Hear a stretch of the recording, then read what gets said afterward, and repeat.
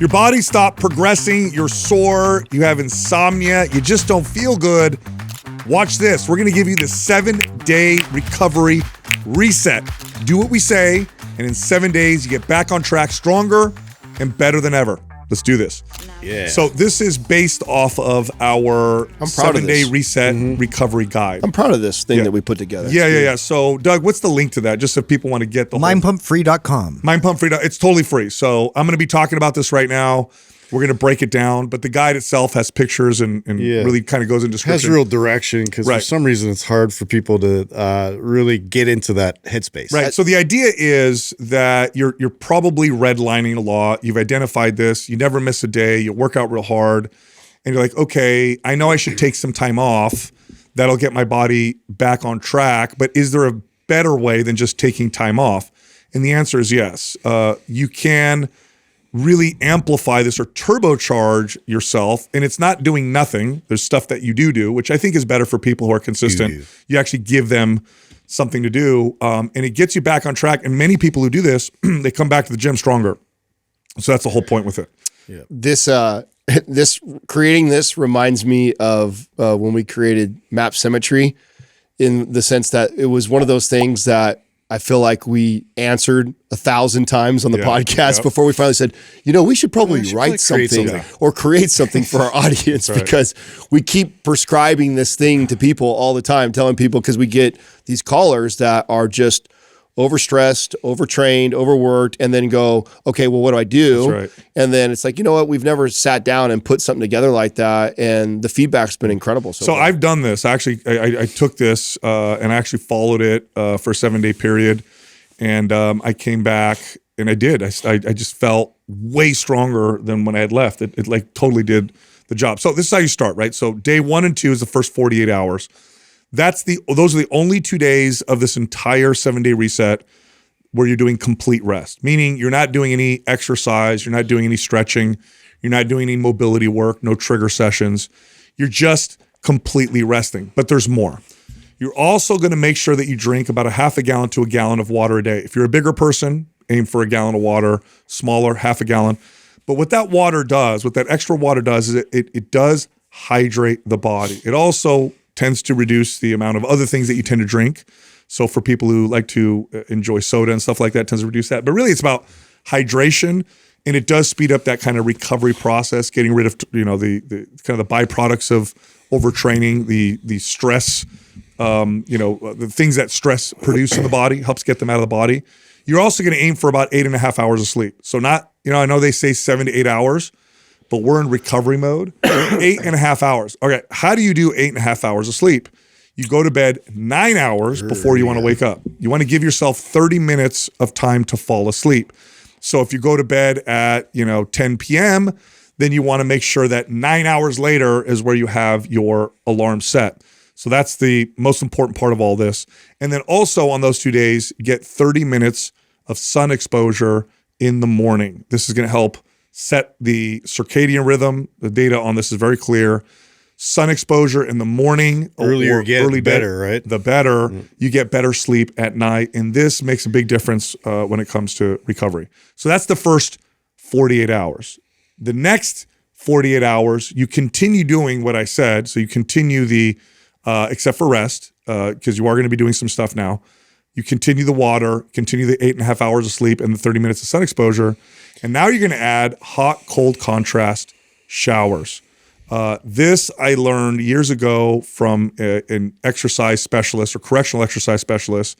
Back in the day, I was just a trainer, so I knew build muscle, burn body fat, but I didn't understand rehab and correctional exercise exceptionally well at all. And I had a mild injury, and they said to me, go when you take a shower, do 30 seconds of really hot water, about as hot as you can tolerate on the muscle that's injured, and then do 30 seconds of as freezing cold water and alternate that back and forth. And what that does is the hot water is a vasodilator, opens the blood vessels. The cold water is a vasoconstrictor, and it constricts the blood vessels, essentially pumping blood and fluid in and out of the area. And you do that for 5 minutes, ending with the cold at the very end for about a minute or two.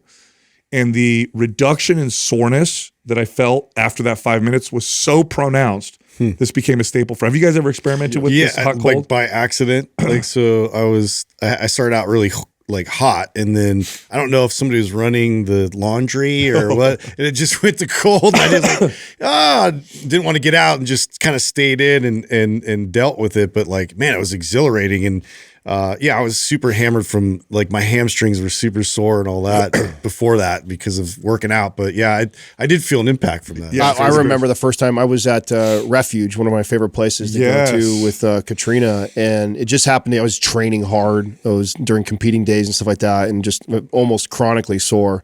And then spent the day doing that. And I was like, oh my God, I never felt so good after feeling that sore that fast from that. And then forever, it's like, that's become like a staple move whenever I overreach. It'll cut your soreness like by 50%. Yeah. It's remarkable.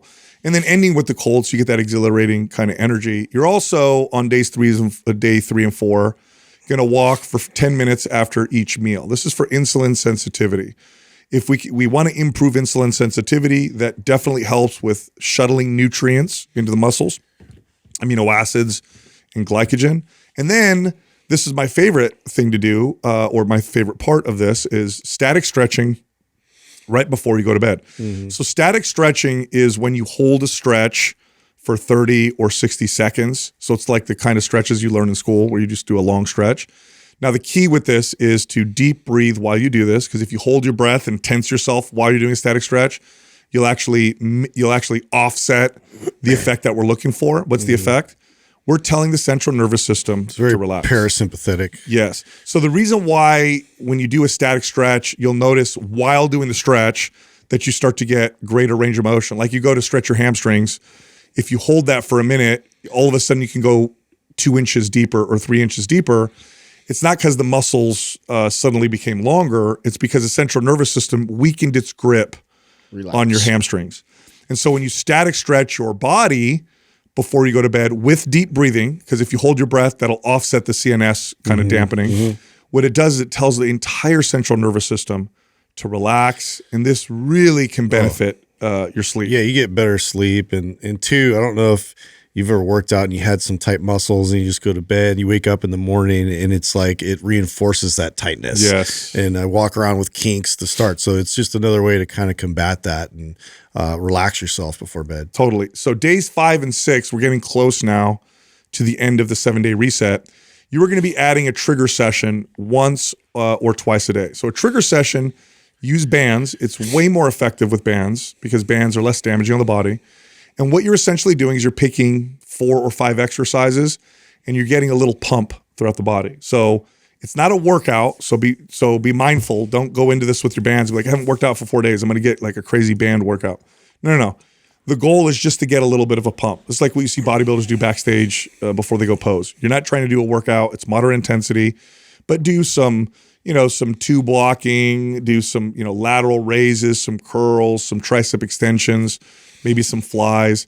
Give yourself a little bit of a full body pump. This should take you about 10 minutes, 15 minutes at the most, but probably 10 minutes.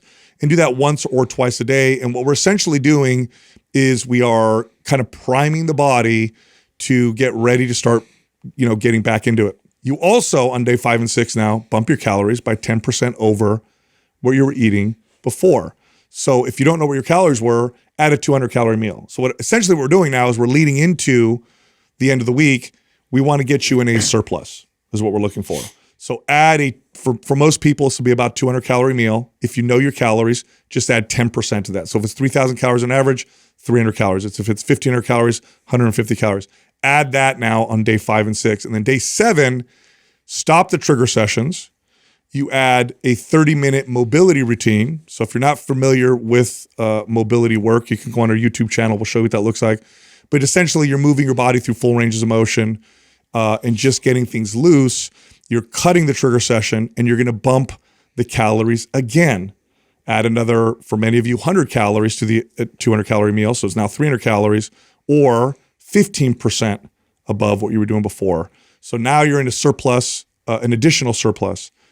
If you do this right, you should go back to your workout feeling really strong, really good, and get really, really good pumps from following that. How long ago was this when you ran through it?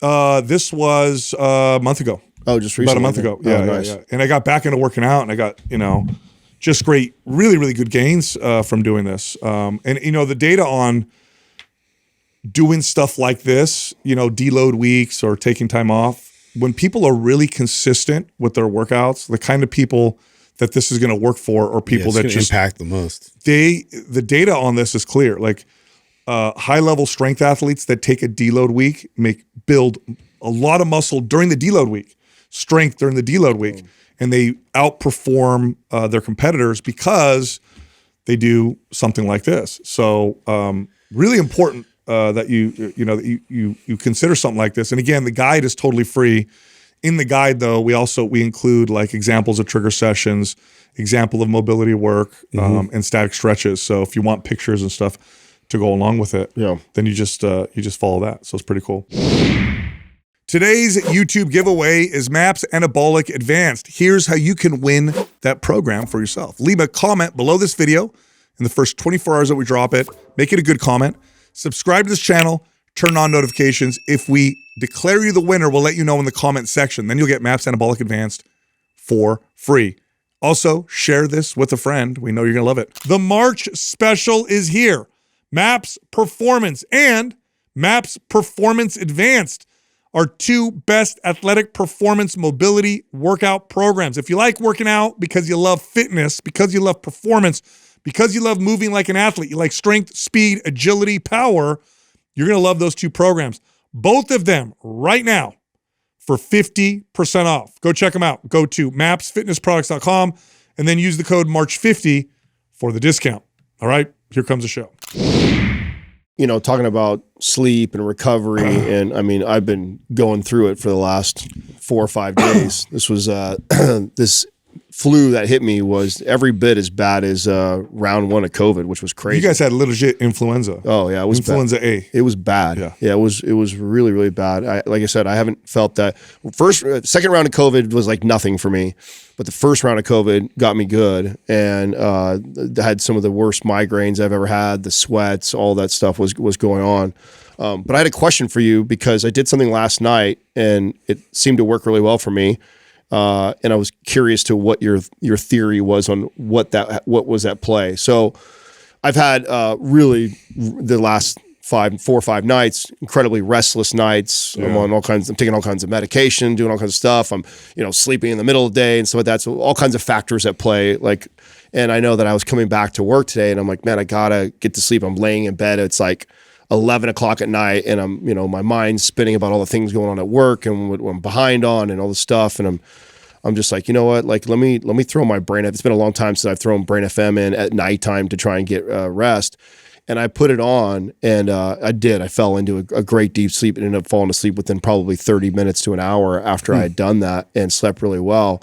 Do you think that had anything to do with just the fact that my mind is racing all over the place and it settled that down? Like, what do you think is the main factor that it played in that my ability to get to rest like that? You did sleep? You did the sleep version? Yeah. Yeah. I mean, what Brain FM does is through external sounds, it'll induce brain wave states that we find that you see when people sleep. Okay, so when they're doing an EMG of a brain, they can tell by looking at the brain waves if the person's sleeping, if they're active, if they're dreaming, like what REM stage they're in or whatever. And so what they've done with what Brain FM has done is they've figured out how to induce that and they're the only ones that can do this. They're patented. Their methods are patented. So that's what it did. It just induced a sleep state in your brain, which allowed you to sleep. So probably all the stress and sick, you missed the day of work, right? We had to record without you. And so it was probably just gotten you out of that state of mind. Yeah, it's weird. Sometimes it's almost like I heard it playing all night long. So I think that I didn't really get sleep, but then I recall all these dreams that I had too. Oh, wow. So it's a trip. It's happened to me a couple times like that where I was like, I thought I wasn't sleeping, but of course I was because I also recalled all these dreams that I had too. And then I feel rested afterwards. But then I also feel like I can recall hearing it all night long. Yeah, it's like your subconscious is still perceiving it. And yes. It's funny because I kind of have a story about Brain FM recently too. We were driving up to Truckee and it was snowing. And so we got up to like Donner Pass where it's like the craziest. And we were like the only car that got through, like the last right before they closed it off to everybody. And so none of it was groomed. It was like all fresh and you know, thankfully I was driving the Yukon. It had like pretty good traction, but I was like, you know, white knuckling it a bit. Like it started really coming down and I was listening to music and I was like, oh, I just got to put on like Focus or something. I got to like get in, you know? And I was driving with my friend and he's like, what is this? You know, what are we listening to? What are you listening to this weird, you know, noises? And so it got me like focused, but then it was like almost too intense. I still felt like stressed. I put it on to meditate. Yeah. And then it was like, oh yeah. And it was such a trip. Like I had no like anxiety. I wasn't like, it was, I don't know. It worked really well. And it was funny that I just thought to do that while I was in this like, you know, sort of state where I'm like trying so hard not to like slide off the cliff. Dude, in stressful situations, the last thing you want to do is amp up. Yeah. You know, like I was already here, dude. I see that before you know, jiu-jitsu tournament. I get so amped that I'd like exhaust myself in the first minute of the match. And I'm like, what? I had so much stamina in the gym. What's going on here? See, that was too much. I should have chilled myself out. Yeah, I've shared before on the podcast the research they've done on that with like your superstar athletes that's actually one of the things they attribute to. Obviously, there's many things that the best of the best, right? Yeah, separate the best of the best, like their athletic abilities, things like that. But one of the key factors that isn't highlighted a lot that they think plays a huge role is their ability to remain unbelievably calm for whatever reason in the most heightened, stressful situations for most the average person, and they've done it by like measuring their heart rates in those moments. Like it's a free throw to win the game, and it's like you should be racing in that moment. Just crazy. calm. I was driving with my sister-in-law. She's an ER nurse, and she does. I mean, she'll send us stories about the craziest stuff that she's got to do in the emergency room. Like people showing up with gunshot wounds and women, you know, half giving birth, and she's got to do all this stuff. So she's like super, you know, she's trained, but also I think genetically she can just stay kind of chill. And we were driving, they came to visit, and we went to go eat dinner, and we're driving home, and this guy pulls out in front of me like, I mean, I almost hit him. And I slammed on my brakes, and she does this with her hand. Hold on. And then we go around it. And while she's on the phone talking, I'm like, you didn't like freak out or like most people in the passenger side would, yeah. So I'm like, I don't know if that's a good thing, you know, but she was totally chill. I'm like, that's hilarious. Yeah. Anyway, I got a study that I want to bring up about fat infiltration into muscle. You know how the marbling. So Dr. Gabrielle Lyon talks about this a lot, right? So it's like the amount of fat that's in muscle or the quality of muscle, how much of an impact it has on health, because we tend to look at just body weight.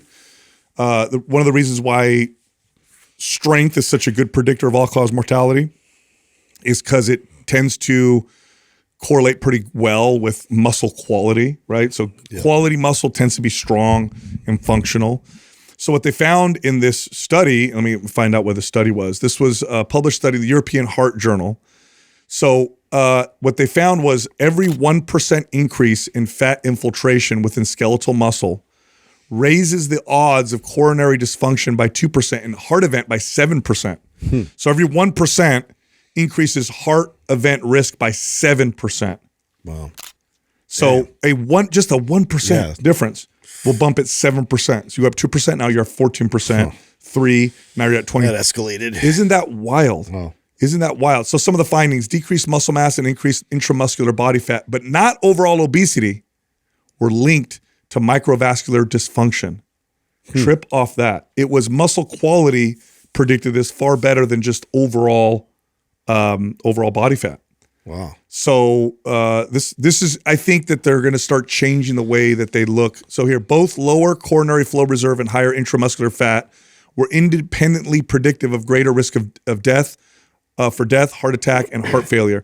So not obesity. In other words, you're probably better off being overweight and strong than you are being skinny and weak, which we've talked about before. Yeah, for sure. We've alluded to that before. Yes. Well, I'd like to see like a study on somebody who has, let's say, poor muscle quality and a lot of fat in their On top of it.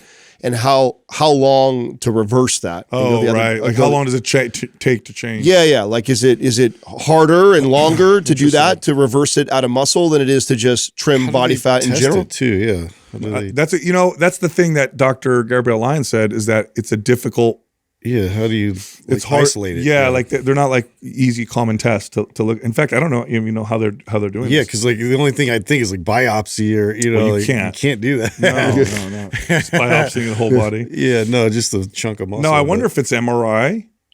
Probably. Yeah, right. maybe with contrast or something like that to see Like kind of what that's probably dying or something. Yeah. That's a good guess. That's what I would guess, but I thought that was really interesting. That is interesting. We had a discussion on our previous podcast on the rise of autism. You guys remember that? We talked about how it's gone up like an insane amount, just an incredible amount, right? Well, anyway, someone in our forum, and the autism discussion, it's a hot topic. People get really upset with really it, upset, which is interesting to me. It's that it's been kind of like I'm not quite sure. I think it's because I want to say it's because when you're a parent, I know how I would feel, right? You have a parent, when you're a parent and your kid is autistic, one of the last things you want to understand or realize that maybe you thought something was okay and it wasn't, and might have contributed. So maybe that's why there's so much anger around it, because they talk about vaccines. There's a talk about different potential contributing factors, and people get really riled up, especially parents will get really riled up with each other. Well, someone in our forum said, well, I know a little bit about this. My daughter, I think it was her daughter that is autistic, and she said the rise in autism is because they've greatly increased the parameters of how they screen for autism. In other words, we used to only look at a very wide spectrum of it. We used to only look at the extreme forms of autism, whereas now we're looking at this huge spectrum, and that's why there's this huge increase. You can get a diagnosis. So she said that, and I said, I've heard that before. Let me look it up. Let me see if there's any way that we could prove or disprove what she's saying. So what I did is I looked up the instances of the extreme forms of autism, because that's what they were testing before. Yeah. And that's what they're currently testing. Well, guess what?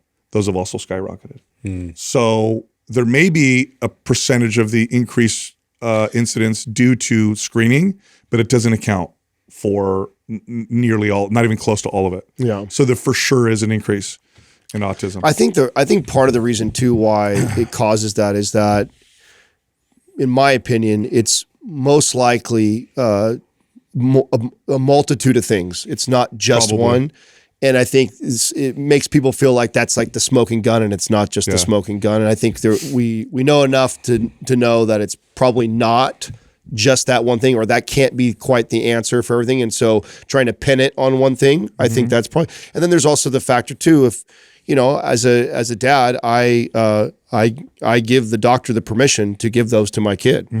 And so, that would rip me apart if I find out 10 years later that, I gave the doctors permission to give my son this vaccine that potentially caused this thing in him. That's not going to sit well with a lot of parents. You're going to probably, until that's 100% proven fact, you're probably going to deny that as much as you possibly can, because at that point, whether it's true or not true, you can't go back and change it. And so you're going to be at peace denying it than you are accepting that. The reason why it's so hard to find that the smoking gun is because, I think what you said is right. I don't think it's one thing. Yeah. I think it's probably a combination of things that are creating a kind of this perfect storm. And it is something that we're doing because the rates are skyrocketing.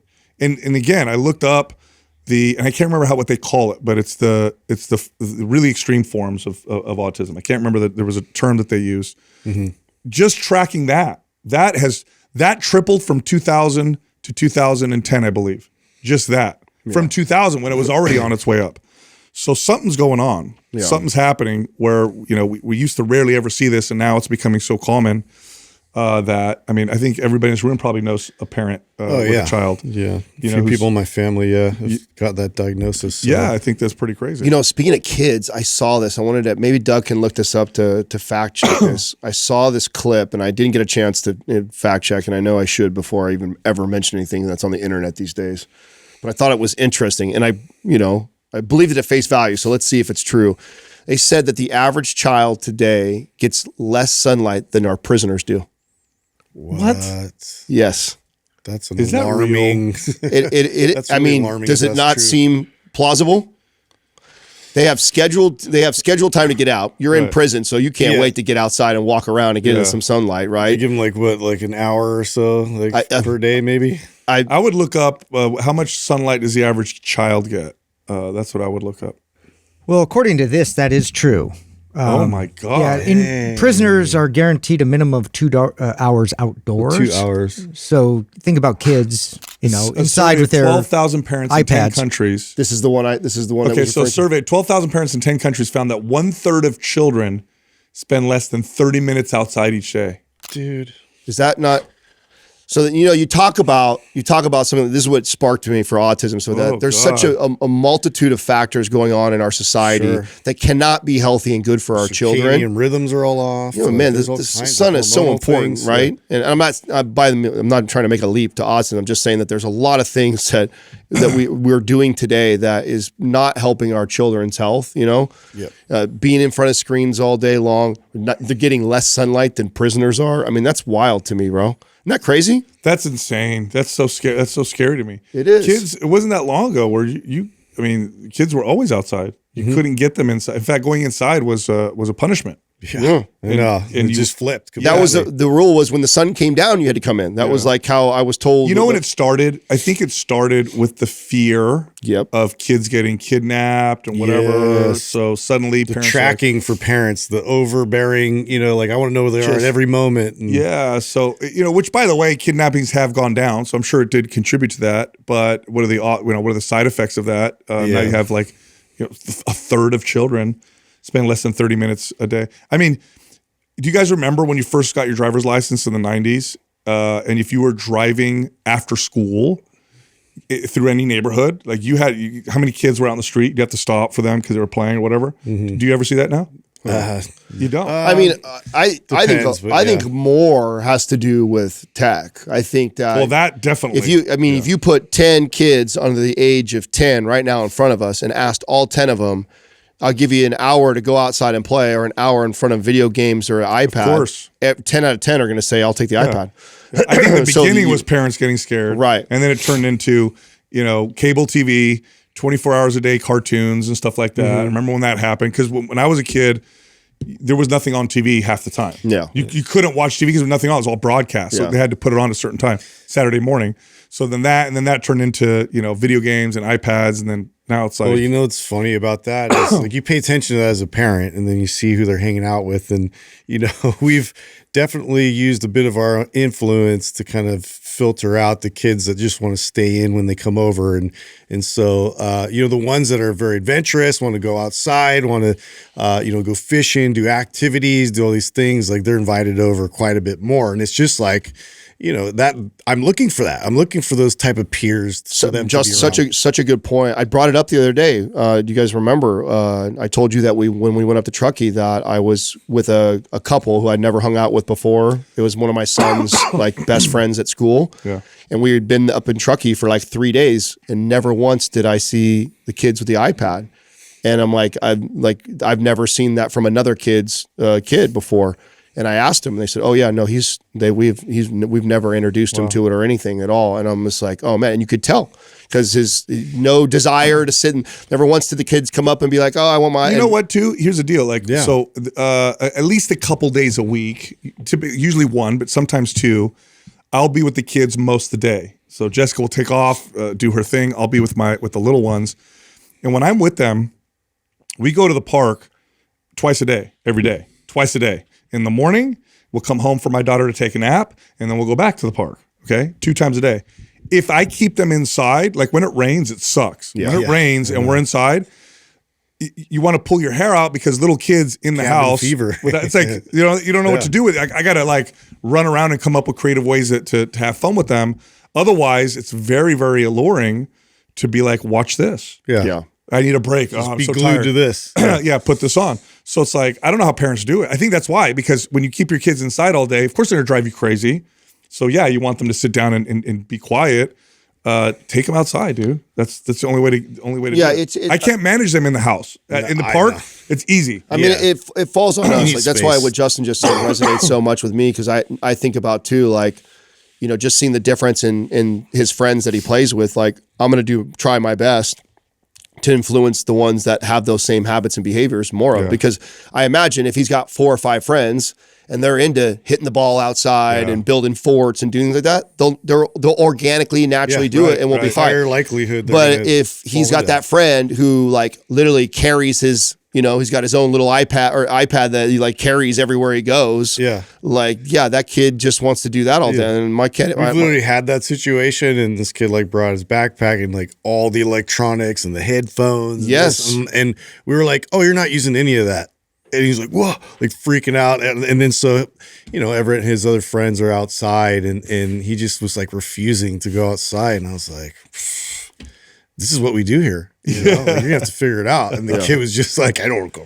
Can I call my mom? Yeah, exactly. I'm like, Yeah. But I mean, I feel like Sorry, dude. as a dad, I got to do that. You Yeah. know what I'm saying? I have to pay attention to that, or else I'm going to fight an even bigger uphill battle when he gets older, and that's all his friends. They all game and they all do that, and then now you're the dad who's trying to change the teenagers' friends. Good luck. You know what I'm saying? yeah, Good luck doing that. But he's at an have to age. move. Yeah, exactly. He's at a young enough age right now that I can start to see little patterns like that. And just like you, Justin, I've seen the kid who comes over with the iPad glued to his hand already, and then the kid who doesn't even have one. And it's like, there's a clear difference to me how they play and what they like to do. And it's like, man, if I can find ways to kind of manufacture that, at an early age, then hopefully organically he'll be drawn to that. And I won't have to step in as a dad, as a teenager, and be like, yo, dude, you got to get some friends that do something outside, So hard, I just read this this crazy story about this man. His name is Bishnu Shrestha. Maybe Doug, you can look him up. real easy one to pronounce. I know it's so it's a crazy story. I wasn't familiar with this guy. He's like he's like a superhero. So this he's in India. I'll read you the story. He was a Nepalese Gurkha soldier. Are you guys familiar with Gurkha soldiers? Is that like their version of like a Green Beret? I think they're like badasses. Yeah, like in a their Green military. Beret or whatever. And they're experts at using this like curved like knife that's like this long. Oh, wow. Okay. So anyway, this guy's a retired Gurkha soldier. He's on a train, and he's sitting there, and 30 to 40 armed robbers attack the train. Okay, 30 to 40 armed robbers? Yeah, attack happens? the train. Yeah. What? He was sleeping when they got on the train, but they grabbed, there he is right there. They grabbed an 18-year-old girl who was sitting next to him, and they intended to rape her. So he pulled out his curved Gukuri. Can you look up his knife? I want to see what this looks like. It's a Khukuri. I don't know how to pronounce that. Kukuri knife. They all carry. the half moon. Yeah. So pull up the knife, Doug. So he pulls out the knife and he goes yeah. after these I've guys. seen those. Yeah, he goes after the guys. I think he killed 3 of them, Wow. injured a bunch of them. He gets injured himself, but they all ran. They all fled, and he saved the train. He becomes What a like this stud. He becomes like this superhero. Yeah. of the whole I've thing. never even heard of a 30 people robbing a place together. That's Yeah, like that's- some serious Well, I think organization. because of the limited Organized, space. I was thinking about that one. How do you take on 30? Well, if you know how to use a knife, that makes a big difference. But also because it's a train, 30 guys can't come at you all at once. Sounds like So the he's- Wild West, dude. Like, when they used to like know, dude. have train barons that would come in and like, steal everybody's stuff. Imagine being on that train. This badass pulls out a knife and just starts. Is this an old story or a new one? I think it happened in 2010, right? Is that what that says, Doug? Yes. Yeah, Oh, dude. that's an old story. You just came across it somewhere. Yeah, someone did it was like a reel. Oh, yeah. And this guy's like, dude, this guy's a badass. And he did a whole post on him. I'm Right, like, is he right. real? Did this really happen? That is super cool. I I think- love Did you stories look like up the that. Harvard study I asked you I about? did. I And? did. Yeah. So it actually happened. I'll pull it up for you. Okay. So it's a 75-year long study. Oh, it was a 75-year Yeah, too. it's one of the longest longitudinal studies they ever did. Essentially, the result of the study was that kids who do chores are more successful adults. So the first thing that they noticed that kids need to be successful is love, and the second one is work ethic. And they connected the work ethic to chores. Kids that were doing chores, helping around the house. Because there's lots of ways that kids could get work ethic, but that's one of the most easiest standard ways is your kid has to contribute in the home. And they found that it made a huge impact on their success. And it says the earlier they start, the better, which I think is pretty cool. I thought I read too that they also connected it to their self-worth. Like, so that it also built that in them early on too. It's just like they had value. They were contributing something to the family, to the society. Yeah. And so that had a lot to do with playing in the role of their success. Yeah, because they feel like they're a part of this team. Well, something related. I saw. I think it was actually Huberman was talking about this study, and it's something that confirms a lot of what you've said a lot of times, too. And let me see if I can remember. Like I totally forgot it for a second. But it was related to praising kids after they do. Oh yeah. Versus praising the work. Praising the work. And how that like actually the hard work. If you praise their actual work ethic versus like they dropped off in terms of their productivity. Huge difference. Like a huge difference. Yeah. When you praise them for being intelligent and smart. It's not a good thing to tell your kid. This happened to me. When I was a kid, this is a true story. When I was little, people used to tell me all the time how smart I was. I was very articulate. Okay, so it's hard to imagine, but I had a big mouth as a kid. And so people were like, you're so smart, you're so smart, you're so smart. I got tested back in those days, they did GATE classes, gifted and talented. Oh yeah, I tested for that too. And I remember that the test was a little challenging. And rather than struggle through it, I just didn't want to do it. I just gave up. And I think it's because looking back, as a kid, I didn't realize this, but looking back, I identified with being smart, that if God forbid, I destroy that image and not do something because I had struggled at it. Right. So I just gave up. Yeah. So it's like you tell a kid what a great athlete they are. You're the best athlete. You're the best athlete. The second they encounter a situation where they're not the best on the team, they might not want to do it at all. Yeah. Because or they fold completely. That's funny. I dropped out of that program. I got in, and then I didn't want to be around all the nerds. I didn't like it. I was like, it's not for me. Now look, I'm your business partner. Dude, it worked out well. You're hanging out with the Nerds Unite. That's hilarious. Hey, sorry to interrupt. We have a free guide titled Understanding Your Mood, Stress, and Sleep. It tackles all of those things from a health and longevity perspective.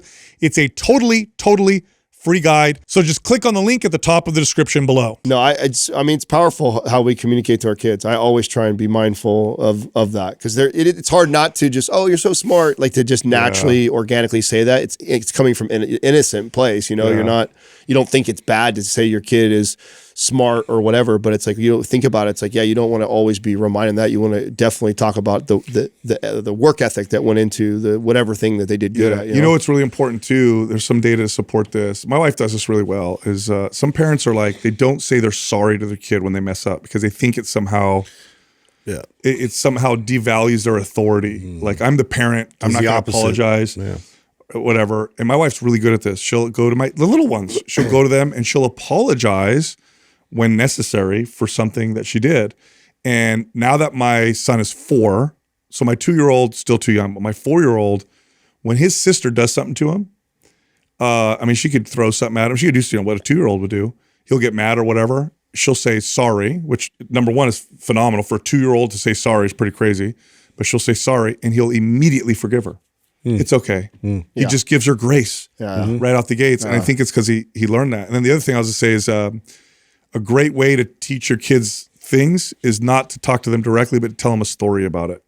To create a story about not that directly. lesson. Oh, I do that every about night. them. Every single night. If there's something that happened during the day, like a kid lost his temper, like my son lost his temper or whatever, I'll tell a dinosaur story or something about T-Rex got really angry and then he did this thing, but then he realized that he had to control his And it seems to work much better that way. No, it's powerful. Super powerful. That happened last night with Katrina. She's really good at that too, with apologizing. Does she? Oh yeah, very good with that. I mean, I'm also I'm good too because I'm sensitive to that because of my thing with my own family and stuff like that. You never got to apologize? Yeah. So my sister and I are super, super sensitive to that stuff. So I definitely probably go over the correct that way if not. And last night, Katrina and I are, we're eating soup, right? Because I'm not feeling good. And so we both are sitting watching the basketball game, and we've got a hot bowl of soup. And then my son comes like cutting through the middle of us and wanting to like kind of wrestle with Katrina. And she was like stern, like really quick because she's holding something really hot. Yeah. And, and it totally like he's so sensitive that it like startled him.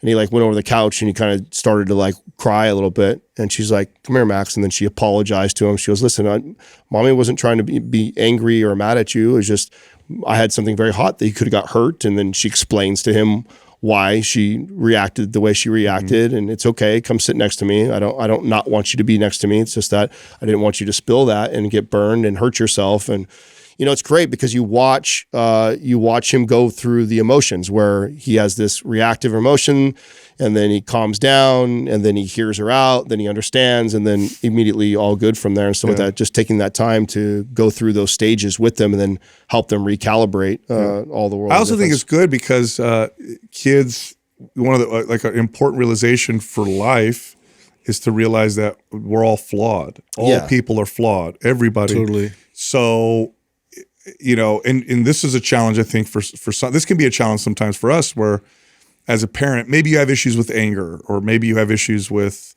not paying attention, right? That can happen with me where I'm not being present sometimes or whatever. So you end up apologizing for the same thing and you feel stupid for it. Like, I got to apologize again for not paying attention. He's going to think I'm not serious. No.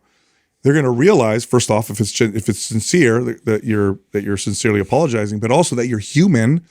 And that people make repeated mistakes, which will help when he does or she does make those same mistakes and realize that that's just the world. That's how it goes. I also think too we grossly underestimate how intelligent kids are because maybe they cannot articulate the same way as we are, right. But they have literally up until whatever age they are been modeling everything they do off of you and watching everything and learning from everything that you do. And I remember being a young kid and putting things together at a really, really young age and not thinking that my parents realized that, and so I can recall back to that and think, so I always try and keep that in mind. Like I always got to remind myself, like he's even more aware than I think he's aware. Like I just even if they can't say it, their body's aware. That's right. Like they feel, and I'm a firm believer of that too. I've said that since he was born. I said, I believe those other senses are heightened when they don't have the ability to communicate verbally as well, that they are very, very in tune emotionally into the energy and everything. They're extra sensitive to their parents because without you, they're dead. So what they also will do is they'll internalize whatever you're doing and they'll think it's my fault. It's a survival mechanism. So what do I need to do? I need to fix this thing. I need to whatever. Yeah. So that's another reason why it's important to show them that you're vulnerable and that you're real. Because otherwise what they'll internalize is, my dad gets pissed off all the time. It's me. It's my fault. Or they'll get that shame or whatever. Yeah. So it's tough. It's tough, but it's funny though, because I know this as parent. I remember my mom would do this really well. She would apologize to me. My dad, not so much, but my mom would do it. But yeah, as a parent, it's like, especially when you just, reprimanded your kid.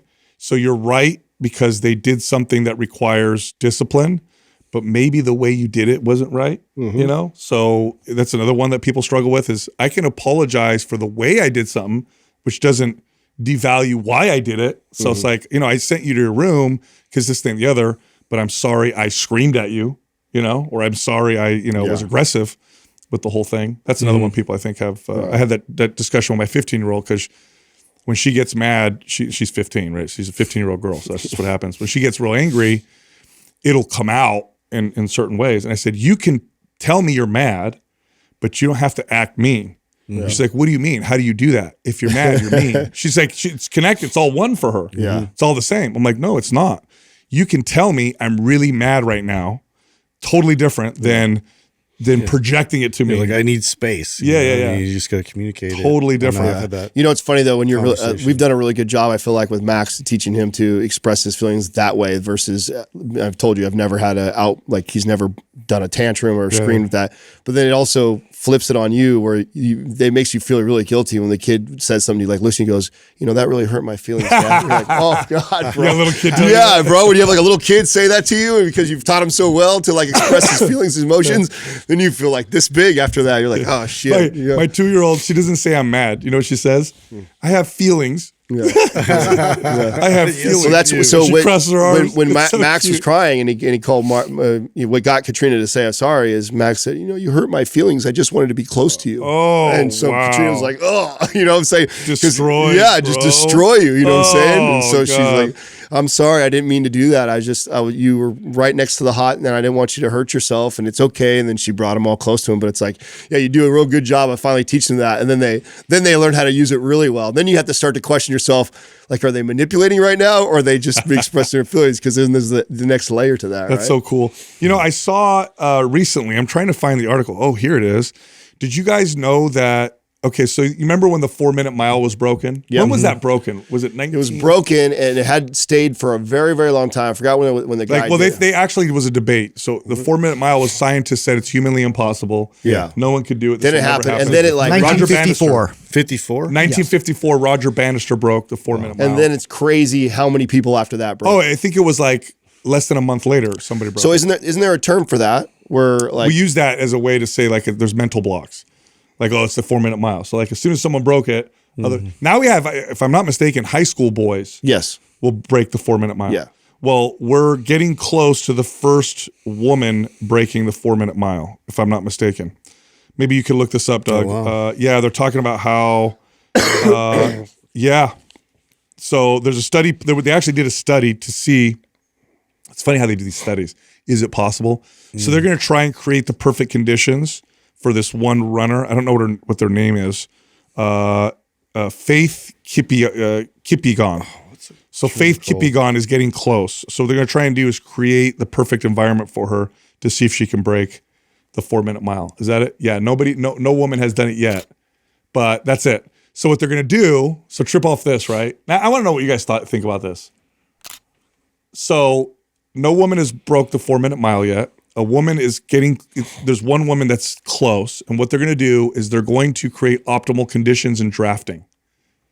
So they're going to have somebody help like draft and make sure that's like right temperature. and Why? everything to get her to break the I know, dude. Why? I know. I don't know. Oh my gosh. I know. dude. That's so funny. Yeah. You know? Yeah. Like, I think it's cool. I think it's cool that it's awesome. If she's Roger- at 4-minute one, it's still awesome. Well, she's at 4.7. Still smokes 4 minutes, me. 7 seconds. Yeah. Oh yeah, which is so fast, dude. That's Yeah. such a fast I lap. was trying to think of the term, like morphic resonance or something like that. The one where it's like there's somebody that breaks some kind of like advancement. yeah, in the there is performance, a term for it. That's and what then and then all of a Happens across the world. Yeah, across the world, and then it just there is a term for it. like frequency people pick up on, and it happens somewhere else in the world, and you're like, what the hell is this? And somebody coined a term for that. No, it's not that. That's the theory. Morphic resonance is the theory that suggests that living things inherit a collective memory.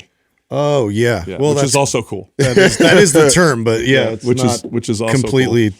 Yeah, I don't know how I feel about this. Like they're going to try to create the perfect conditions to get her to break the 4-minute mile. Yeah. I mean, I guess it counts. It still counts. Yeah, But, you know, Roger they've already fit. Yeah, the Roger the Bannister- formula is this, and so it's like, you know, Roger Bannister did it in chucks. You know what I mean? yeah, on like gravel or dirt or whatever it was. Yeah, Yeah. Okay, so what's that, Doug? Oh, multiple discovery or simultaneous invention. When multiple people independently discover or invent the same thing across the world at roughly the same time. Has that happened a lot of times? yeah. Yeah, it has So actually. if you go back and look, That's it's weird. trippy. That's super weird. You think it's that weird? Yeah. It's I kind don't of like think we it's- come to it's independent. conclude I know, certain but still, ideas it's like- are just out there. Yeah, but you got to think that like, you know, in other countries, other languages, they're all coming to similar conclusions at the same science and math, and they have the brightest minds working on it, and so it's only a matter of time that one of it. So Yeah. I don't know. I don't because feel the like that's collection of intelligence and data is pretty similar in terms of like Yes.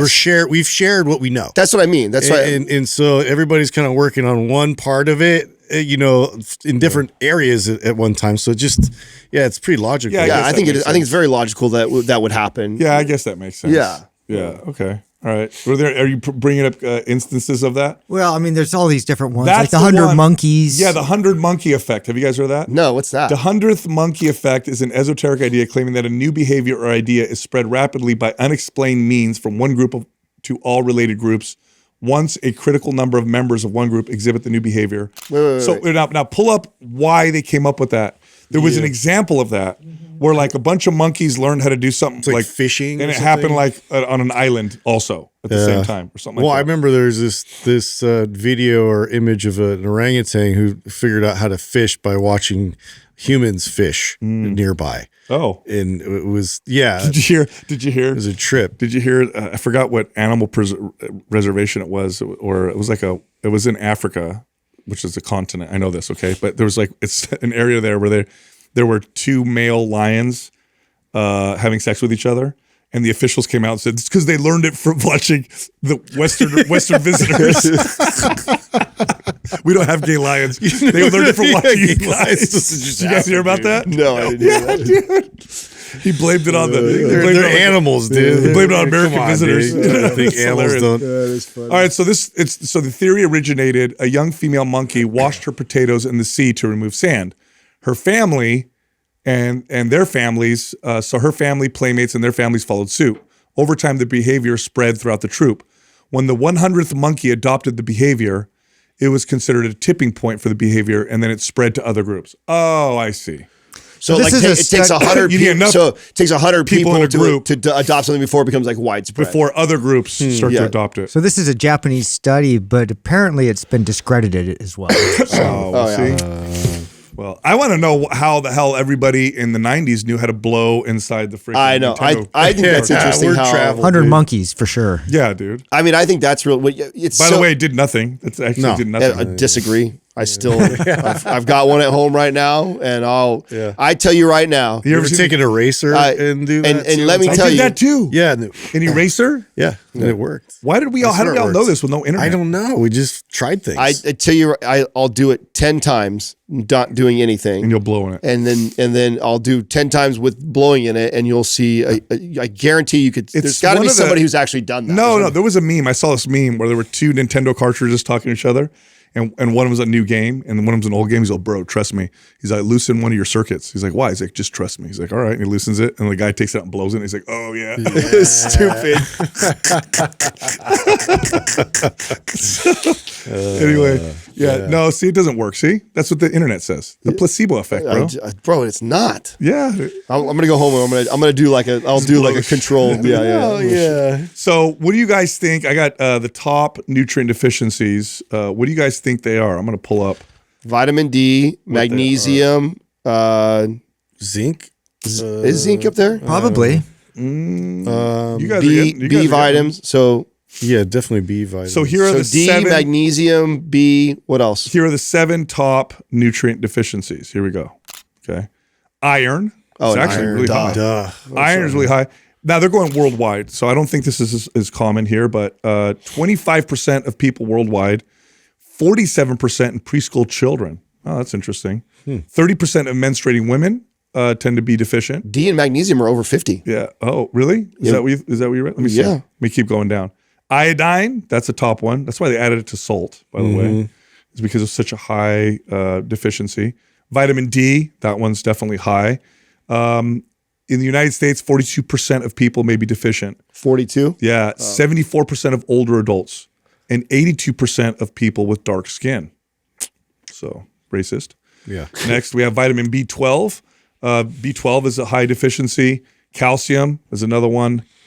Vitamin A is another one. Is mag like 60? And then magnesium. Magnesium's there too. Close to 70% of the U.S. population, under 71%, consume less than the required amount of magnesium. So so here's why I looked this up. So I haven't used Ned's Mellow in a long time, and my sleep has been just not optimal. I don't know what's going on with my sleep. I don't know what was happening.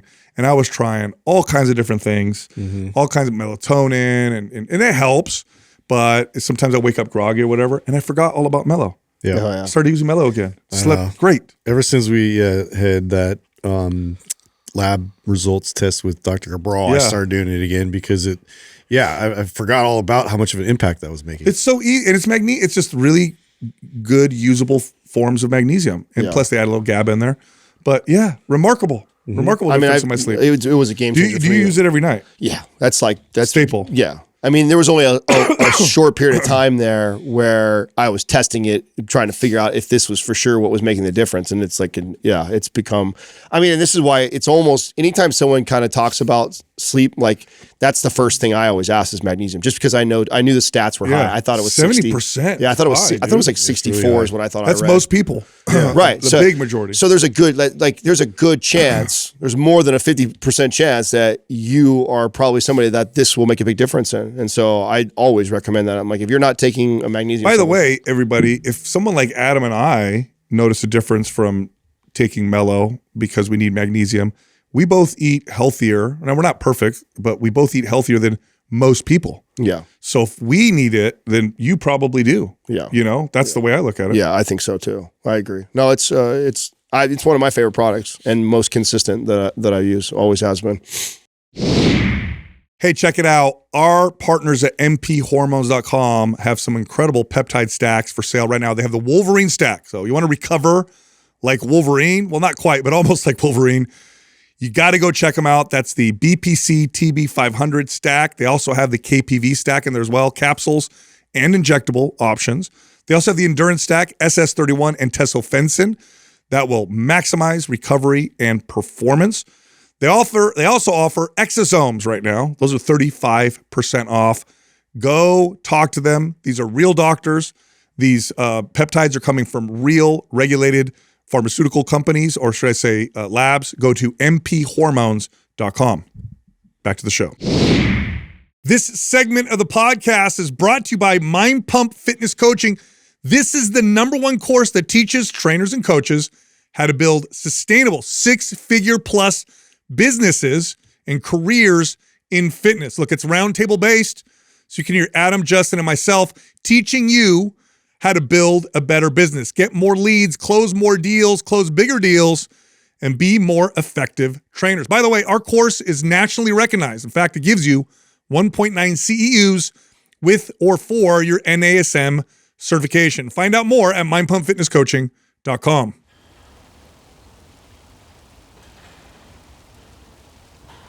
Our first caller is Robin from California. Hi, Robin. Hi, Robin. How can we help you? How's it going? Hey guys, thanks for taking my call.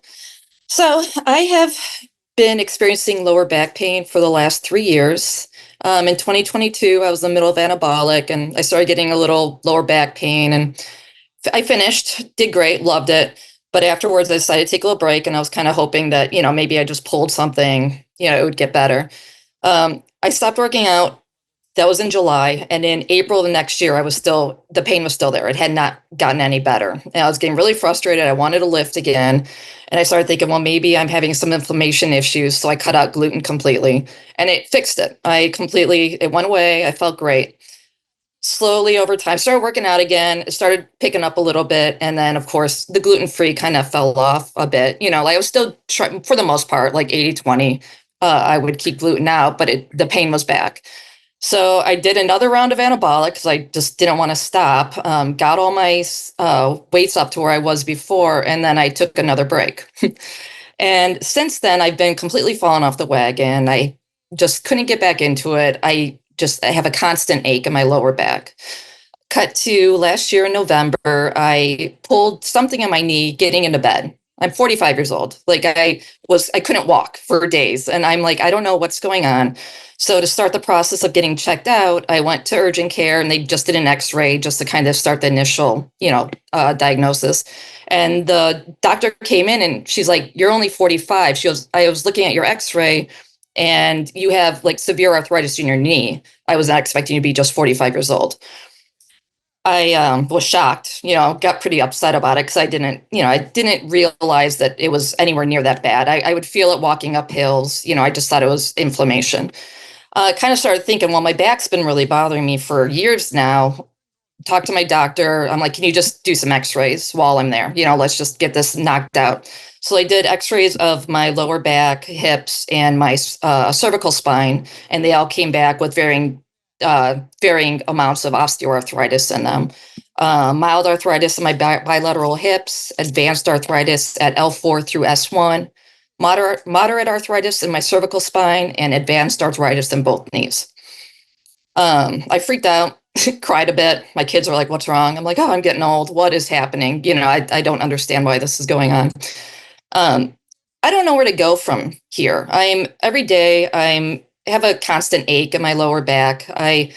Right now I'm just walking my dogs. I take them, I go uphill, which I went to the osteoarthritis or osteopathic surgeon, and he's like, you need to stop working out. No more lifting weights, no more weighted squats, no more leg presses. Not that I ever did leg presses, but you need to swim, you need to walk, and do some wall sits.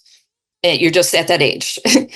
And I got really upset. And my husband's like, what do you expect? You're 45. I'm like, I'm only 45. I did not expect this to happen.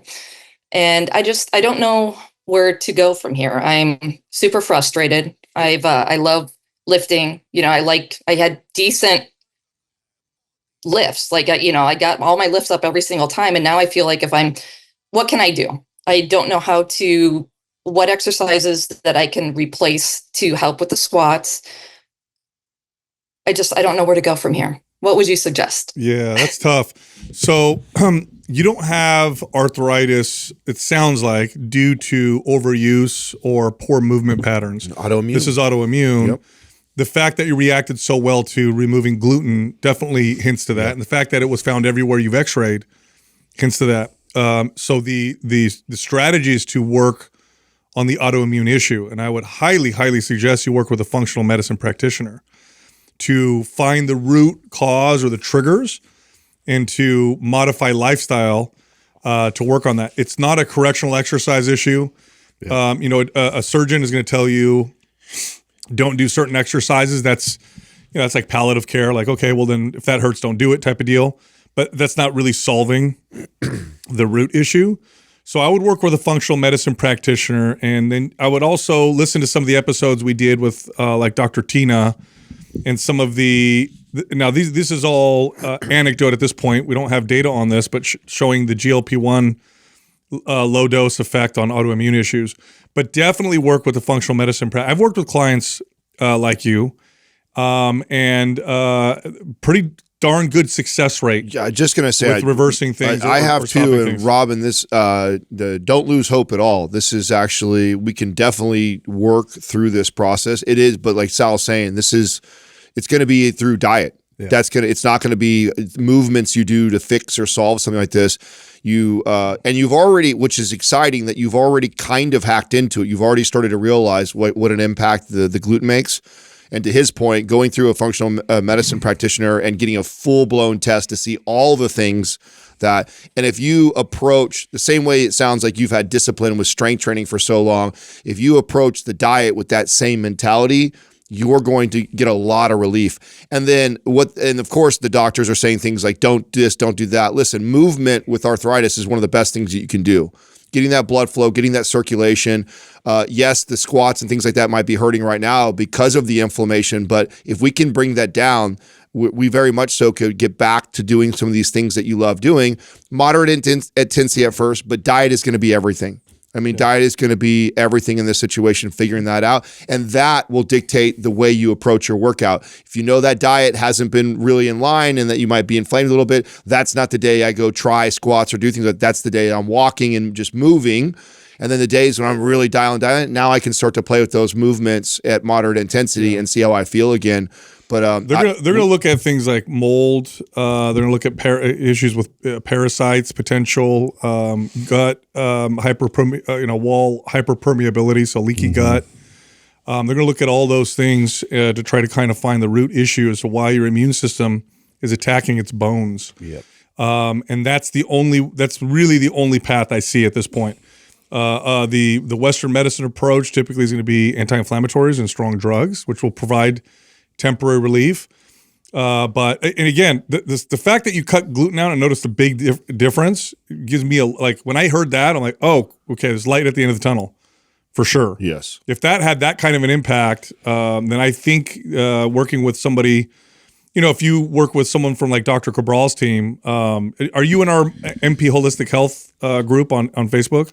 I am actually. The problem is the tests are pricey. Yeah. So it's not something that I'm able to do right now. But I did just have the regular doctor take, all allergy tests. And he's like, well, just because they come up negative doesn't mean that you don't have a gluten insensitivity. It's just, these are just what the parameters of these tests show. Yeah. But yeah, just being able to take it to that next level. Well, that's We'll take it forward. So Robin, you can, and if funds are like I know how expensive all those tests can be too, you can start doing stuff like an elimination diet though now to start to troubleshoot yourself. Yeah. Like following like a carnivore type of diet where you're really, really strict. And really, if you do that solid for like 30 days, you can then begin to start to introduce foods. Obviously, trying to avoid the ones that you already have an idea that you think might be you might be intolerant to, and then slowly build your diet from the ground up like that. And so that's a way you can troubleshoot yourself. It just takes a little bit of discipline of sticking to a very plain, boring diet for a while to bring all that inflammation down, and then you slowly introduce foods one at a time and really watch how your body responds. Yeah, I've done that in the past, and obviously, like I said, I kind of fell off a little bit, but I do make all our food. Like we don't eat out. Maybe we'll have poke, once a week or something. So it's actually really easy for me to do that. And I have been, for the most part, I don't eat a ton of gluten, but I think I do need to kind of take it even. Yeah. Go to the deepest level, because Robin, one of the things which is weird how this and the guys I know have experience with this too. Sometimes it's a food that we would consider a healthy food. And it easily gets biased. It's like, what? Avocados? Those are healthy. It's not just that, though. When you're dealing with an autoimmune issue and it's very reactive, it could be any tiny amount. In extreme cases, it could be seasoning. So to see if this is really going to help, again, if you can't do the testing and you're going to try this on your own, to see if this is really going to help, you have to be 100%. You can't be 99%. You have to be 100% if indeed your immune system is being triggered. Okay, so we're not talking about like, oh, I get a little, digestive issue or whatever, so I'm going to go less and see. This is an autoimmune issue, so you have to go 100% to see if it's actually the case. Not even 1% off. So cut out, and the common intolerances are gluten, legumes, egg whites, dairy. You could even cut out complete grains. You can go full carnivore if you want to go all the way, and then start from there. I mean, that's what I would do. I do carnivore for 30 days and then rebuild from there. But even people with like people with a really extreme cases, when they go carnivore, they'll add a little garlic to their steak, and then boom, autoimmune issue comes back. So we don't know. In some of these cases, we don't know quite why the immune system is so sensitive. But for a lot of these individuals, like, it solves the problem. It's just a radical lifestyle change. So it kind of sucks, but I think it sucks less than obviously progressing arthritis. So do you think the osteoarthritis could get better? Well, could get worse. I definitely could not get worse. But in my experience with some of the people that I've talked to, better. I mean, Michaela Peterson is a very famous example. I don't know if you know who she is, but she's the one that kind of popularized the carnivore diet. And now she was extremely reactive. We had her on the podcast, and she reversed everything. She had to have joints replaced. It was so severe as a kid. She had to have her, an ankle replacement, and things had to happen. When she went full carnivore, just salt and meat is where she's at. It got complete remission. But she had other symptoms that were extreme as well, like depression, anxiety, like lots of different things were happening. But so that's the direction I would go if I were you. A lot of times it'll keep it at bay to where you can do your normal life and function, and maybe you don't reverse or go the other direction, but it keeps it at bay enough to where you can get back to strength training, doing the things that you love to. My autoimmune is psoriasis. My sister's is endometriosis. And even though yours is arthritis, all very similar in the sense that it's being triggered from our diet, our lifestyle, stress, things like that. And I've never been able to reverse mine completely, but I can keep it at bay. Like if I'm good on my diet, I'm doing and keeping stress low, it'll keep it at bay to where I almost feel like I don't have it, but I know I have it and it's there, right? Do you feel pain now? Do you notice it now? Not when I'm sitting, but anytime I walk. Yeah. I was just in the car. I was taking my kids to school, and I get out of the car, and I'm just walking, and I'm stepping up things, and I feel it. And it's not a lower back, and it's achy. It's not anything I can't live without, but it's there. But you don't want it to get worse. Yeah. Do you have you ever done a prolonged fast? No. Yeah. So prolonged fast would be an easy way to just check. So like a 48, 72 hour fast. Oh my God, I feel much better. Okay, there's some diet stuff that's definitely triggering this. And again, we don't know in many of these cases why people's bodies can be so hyper reactive, but we do know it's on the rise. We do know cases of of all autoimmune issues, including food allergies, have completely exploded. We're right around the same age. I'm sure you remember when we were kids, you didn't know anybody with peanut allergies. They're everywhere now. That's one example. But all autoimmune issues seem to be on the rise. And for many of these people, they can solve it with lifestyle changes. Of course, it's not perfect because you have to make these lifestyle changes, but it definitely makes a big difference. Well, do you want to hear my conspiracy theory? Yeah. Yes, we do. I believe it started after I got COVID for the second time. The second time I got COVID was just in December of 21. And then this started in February of 22, but I lost my ability to smell, and I still don't have it back all the way. Oh. And then my inflammation issues, such as they are, is what started also. So that's kind of what led me down the path to even try gluten, taking out the gluten and stuff like that. So I was like, I started looking into that. I'm like, why can I still not smell at this point?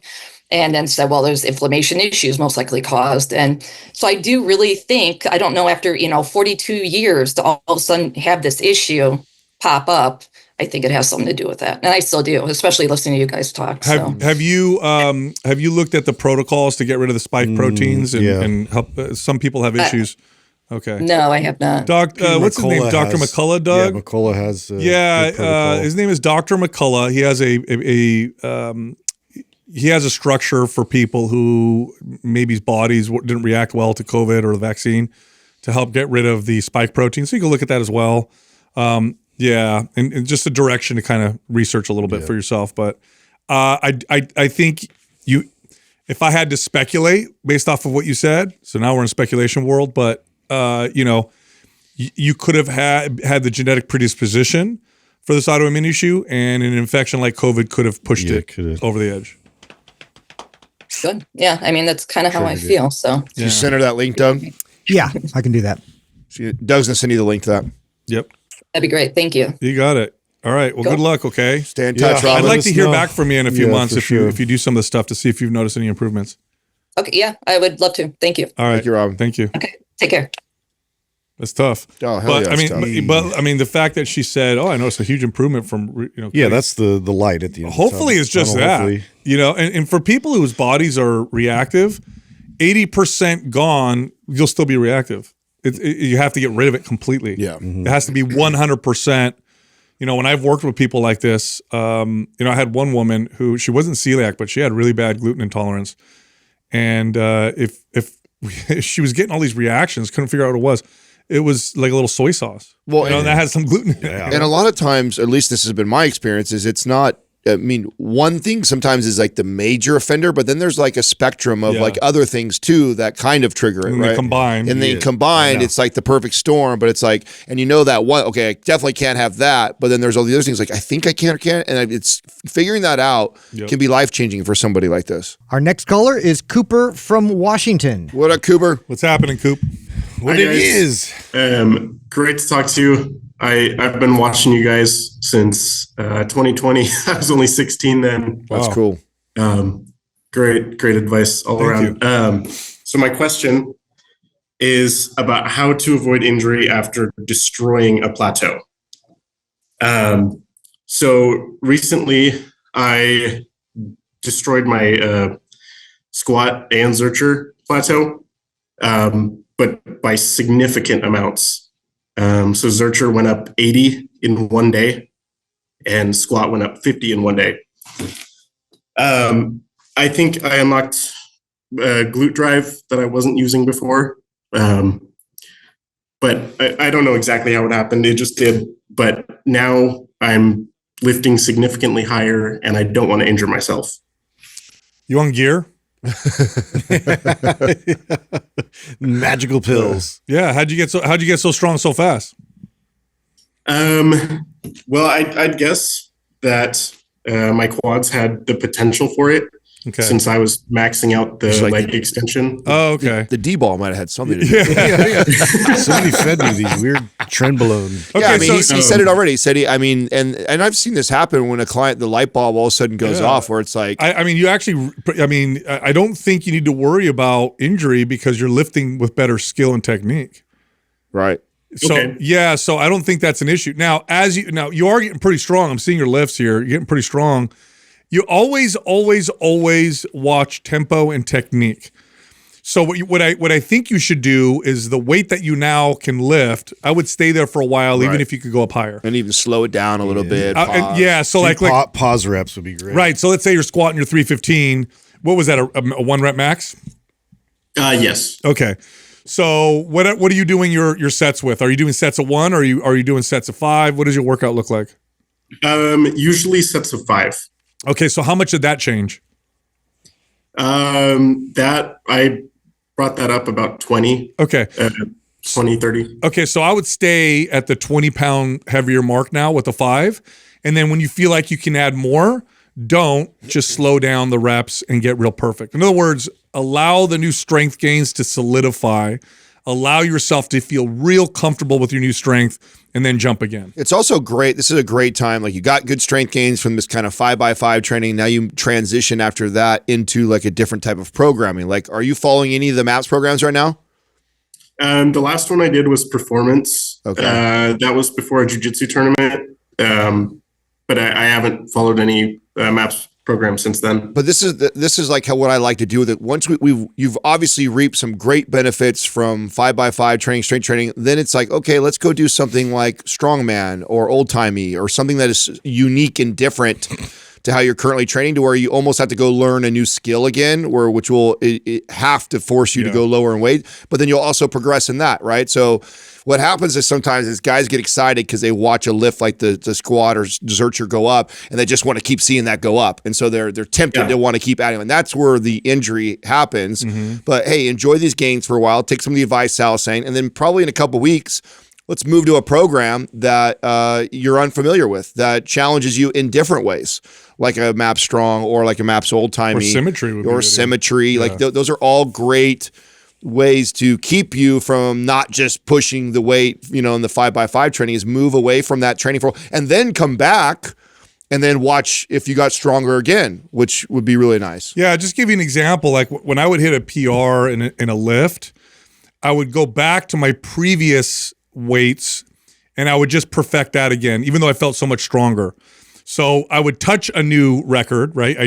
Here I am. I'm at this new strength record. Then I'd go back to my old lifts and just slow down the reps and really get connected to my lifts, and then allow myself to incrementally move up to get comfortable and solid with the new weight. You want to acclimate to this new strength that you have. And the way that happens is through practice. And also, incidentally, is how you get stronger faster. Yeah. It's all about the support system. That's why like something like Symmetry might be a good follow-up to that, because you'll be able to really iron out any imbalances or anything that may be potential performance leak. So that way too, you feel this new potential, but now you're not going to be exposed, because every time you go up with intensity, that magnifies. So Do you have Symmetry? No, I don't. Let's send that to you. Yeah. Good call. Okay. Yeah. That way you follow that program next. I think that'll be a good follow-up. and then it hits 5x5 again in the fourth phase. Oh, at the so end. boom, you'll see. Yeah, at how the end that you'll all get some new, translated. you'll hit some new PRs, Yeah. dude. Yep. Yeah. I had heard you guys talk about at one point people who do steroids, their tendons or ligaments, they won't keep up with the muscle growth. Yeah. It doesn't catch So up. I was worried that the No, big you're jump- fine. No. I'm not doing steroids. Yeah, no, you're fine. Yeah, if you're not doing Okay. steroids. No, Well, you're fine. you're And just that getting happens. That happens with anabolics for a couple different reasons. One of them is that they just off topic. One of them is they actually increase CNS drive. So somebody would take a steroid, like a famous steroid that would do this would be like Anadrol. And they'd be like, oh my God, I added 50 pounds to my, my bench press in a month. They didn't gain 50 pounds of muscle, even though their weight went up because they're holding more water, but their CNS drive. In fact, some of those steroids will make you stronger immediately. You'll take it and go work out and they'll get stronger. Take some of the governing off. And power lifters will use certain steroids for that. So that's why some of the injuries happen is the CNS drive goes through the roof and they're not able to, and they're not acclimated to it. But you don't have to worry about that. You train naturally. Yeah. You're training properly. The issue for you with injury would be if your technique or form go off. Yeah. Or you keep staying in the same phase, this whole trying to get stronger, do the same, overuse. But I mean, I think you already hinted to what probably happened. You probably your technique got better. You got better, and the glute's a bigger muscle. Yep. And so that's actually really common. Many times I've had somebody who I'm teaching how to squat, they can never get, and then all of a sudden they activate those glutes, and it's like, oh shit, the weight's moving totally different now. And I'm not really worried that, oh God, they're gonna get too strong too fast right now. It's just that they finally have actually locked into what they already were. You were already that strong. You just figured out how to organize your muscles in order to actually see your full potential. Yeah. You're doing good. We'll send over Symmetry to you, Cooper. Awesome. I appreciate that, you guys. You got it. Brother. You got it, man. Thanks for following, huh? Yeah, keep at it. Yeah. Right. I always love when we have like a 16-year-old kid that's been listening for that long. Well, he started at 16 when he was in 2020. So how old is he now? It's 20? 5 years. Yeah, that's 21. Mm-hmm. That's great. It's funny. We're talking about the steroids or whatever. I used to have this power lifter that I knew worked for me very shortly, but he worked with me. He would talk about this one steroid called check drops. You ever heard of this? Never heard of that. What is that? It's the chemical name is mibolerone. Anyway, it's the way that powerlifters use it is not like to build muscle. They use it to make them mad. So they would take it before a lift, and it would increase aggression, and they'd be stronger. So it's like a pre. Is this like what roid rage associated? Well, I think so. Like I mean, that's a lot of that's how they use the nose ones, whatever, the ones they break and then you. Smelling salt. Yeah, no, that won't make you mad. That does increase neural. I love that. Yeah, we haven't been here. It's like tunnel vision. Have you used them a couple of times with your list? I haven't yet. I'm waiting on like when I'm actually trying to PR. Yeah, but good. For anybody listening, like when you see a big PR jump, back off with the next few workouts and live in that sub max range for a little bit and really perfect your technique and form. It'll only advance your PR faster. Our next caller is Donald from Idaho. What's happening? What's up? Hello, guys. Hello. What up? I just want to start off by saying thank you guys for taking this. Couldn't have been a better time, honestly. So I'll just go and read it off my phone, and then I'll let you guys go from there. So, hey, guys. I've been working at the local Y for about 4 years now, and I just had twins. I decided that this was the time that I wanted to open up my own business, offering online and in-person training. I'm currently operating my business for a little over a month. Now it's about 2-3 months now. I'm trying to keep costs low for now, so I'm using Google Sheets, Google Forms for my clients. I'm making a bunch of YouTube demonstrations for my programs, PayPal for payments, and I'm using Facebook and Instagram for content and advertising. I also use Canva for creating programs that I plan to sell in ebook format. Adam, I feel like you're going to want the numbers, so here you go. Down below, I added my pricing sheets for reference. So if you guys have any critiques to that, by all means, let me know. My wife and I have a minimum financial goal of bringing in an extra $1,000 a month for my business. Since opening my business, I've gotten 3 clients, 2 of which were family, and 1 was a one-time charge. And the third was a referral from one of my clients from the Y, and he is recurring. I just recently got a second recurring client. Each day I'm making it a goal to comment on at least 10 Facebook posts and beginner fitness groups. I don't know if this is relevant to the numbers, but I usually try to post 3 to 4 times a week. And on Wednesdays, I post a 15 to 20 minute mobility session for free that I also upload to YouTube. A couple of weeks ago, I went around to local businesses with flyers, passed them around. And I recently participated in a charity auction for a local high school wrestling team, offering my services free for a few months to get my name out. I recently took the NASM virtual coaching program, and that was good enough to get me started. I've joined the personal trainer group, and I've attended the webinars, which have been highly motivating. I've been using ChatGPT as like my personal business / coach assistant, and I'm planning on taking the Mind Pump course, but currently have bigger fish to deal with the twins. My question for you guys is, what else can I or should I be doing to get more clients? And if you guys have ever seen the TV show Extreme Home Makeover, what makeover would you guys do for my business? Well, the first thing I'd do is I'd make you get in the course, and I'll tell you why. Because one of the fastest, first of all, what we do with our course right now is you get 2 free months of the CRM. And why the CRM is so valuable to somebody like you is one of the first things that you get is you get all. So have you been to mindpumpfree.com before? Yes. Okay. Those are all our lead magnets. Those are the lead magnets that we use to build this multi-million-dollar business around personal training and programs. You get that. You now have the ability to use those with your social media, the YouTube, everything you're doing. So what you're doing is great. What are the next steps to that is getting those people off of YouTube, getting those people off of Instagram and into an email list so that you can now take a call or email them offers and make them a client of yours. And so that's the biggest hurdle you have probably right now is lead magnets to then get people in front of you so you can then convert them into clients. How I teach or tell the trainers that are in our course to use it when they are just starting like you are, instead of getting crazy sophisticated with all the other things the CRM is, it's literally just using that, is making posts on Instagram, making videos on YouTube that drive to those guides that are free for people. All they have to do is to give you an email in exchange. And and you're obviously your volume is going to be way less than us. Maybe you get 2 or 3 emails.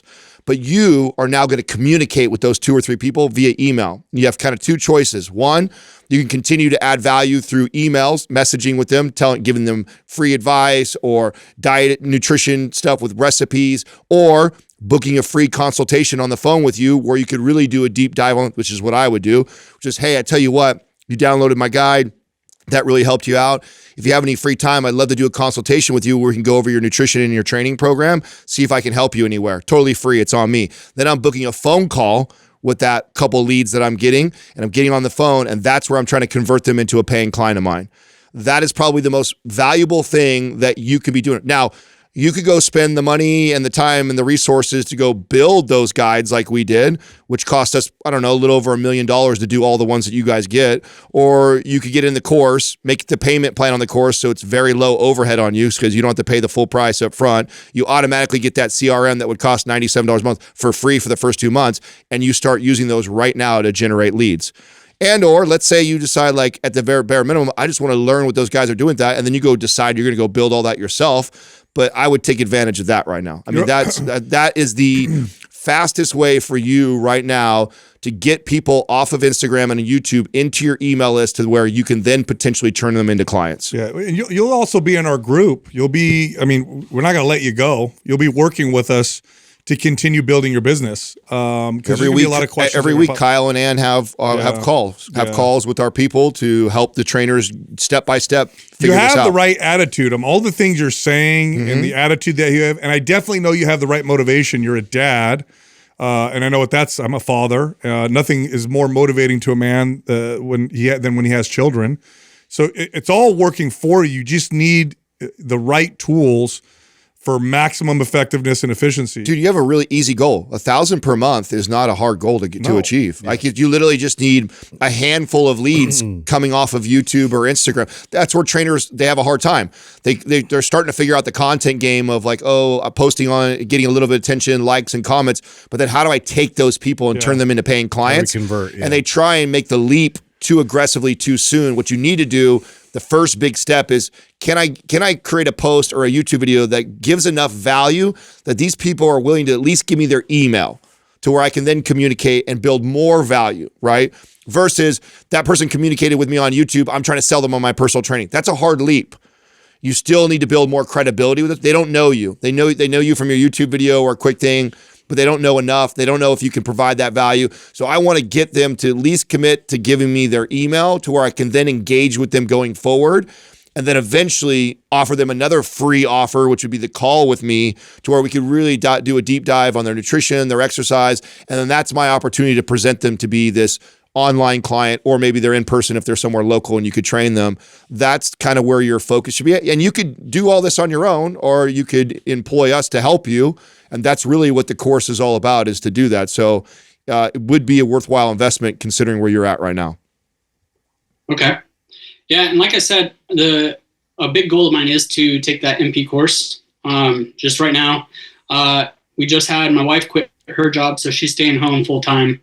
And then the idea with the $1,000 a month, it's the same concept that I try to use for my clients, and I've heard you guys say is start small.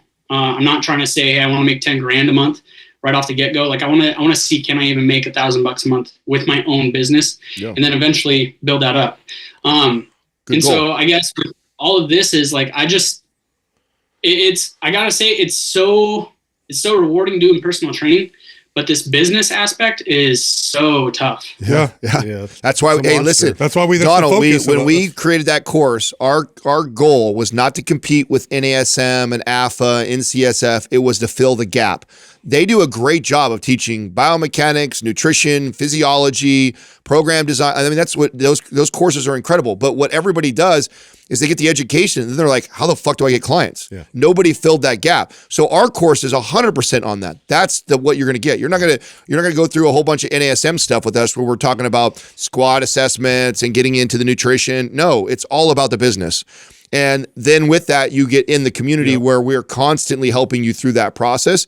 And you can go figure all this out on your own, but it's definitely, and then again, if you're trying to keep low on the budget, then we have the things to where you can do this like a monthly payment plan. So it's really inexpensive. You literally figure out one client and you're already going to pay for itself.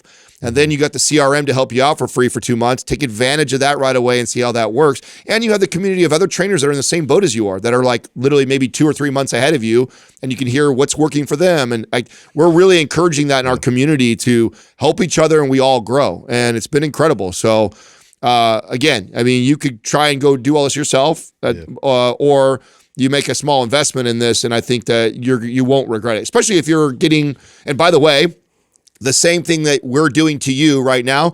You've showed up to all the free webinars. You're listening to all the free content. You're now on a call with me right now. This is your live consult. This is your call with your trainer, and this is you closing them on why you can help them. Same thing. Like I'm doing it to you right now. And maybe I haven't done enough. Maybe I haven't showed you enough value that you believe that I'm going to help you with your business. Well, that's okay. Show up to my next webinar and continue listening, because I'm going to keep giving you value. Eventually, you're going to go like, shit, I need to probably do that. You'll get way more back than the investment to get the core, that's for sure. But what I'm telling you right now, this process that we're going through right now, that is the process that you go through with clients. And you see how resistant you are to investing in us right now, yet you've listened to all the stuff that we have. That's going to be clients. You're not going to you're not going to post something on Instagram and then all of a sudden they're going to buy, $1,000 worth of personal training with you. They're going to want more. They're going to want to know more about you and learn more. And that's the goal, is to continue to build that much value to where they finally hitting all their pain points. And then finally they go, damn, this Donald guy, he could probably help me out. I'm going to take a chance on him, right? Just like what we're doing right now. Cool. No, I appreciate that a lot. That's you're selling me. You're selling me. If not, keep showing up to free webinars. Eventually, you will. What are you doing right now? Maybe we can have someone call him and help him and really. I know. I could have Ann call you and talk a little bit deeper. She'll dig into your business a little deeper and spend some more time with you, and be able to kind of really help you out, I think.